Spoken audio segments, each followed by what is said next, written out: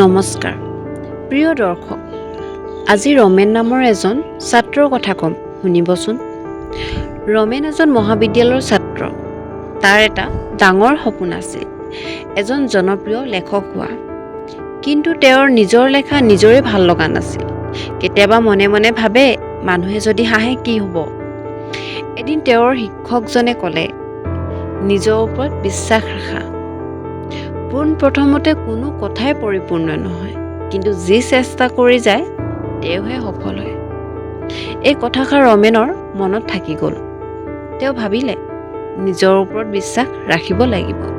তেওঁ নিয়মিতভাৱে লিখিবলৈ ধৰিলে, প্ৰতিদিনে এটা গল্প, এটা কবিতা, কেতিয়াবা যদি লগৰীয়া বান্ধৱীৰ বিষয়ে, কেতিয়াবা আকৌ সমাজৰ সমস্যাৰ বিষয়ে লিখিছিল। প্ৰথমটো গল্প বাতৰি কাকতত প্ৰকাশ পোৱাৰ দিনটো ৰমেনৰ সপোন যেন লাগিছিল।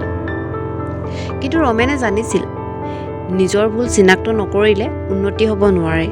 তেওঁ নিজৰ লেখা বাৰে বাৰে পঢ়ি ভুল বিচাৰি শুদ্ধ কৰিবলৈ ধৰিলে।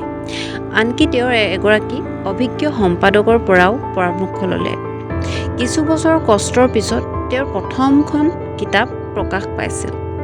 আজিৰ দিনত ৰমেনক জনা মানুহবোৰেই এজন সফল লেখকৰ ৰূপত চিনি পায়। তেওঁ কয়, সফলতাৰ মূল কথা হ'ল বিশ্বাস, অবিৰত প্ৰচেষ্টা আৰু আত্মবিশ্বাস।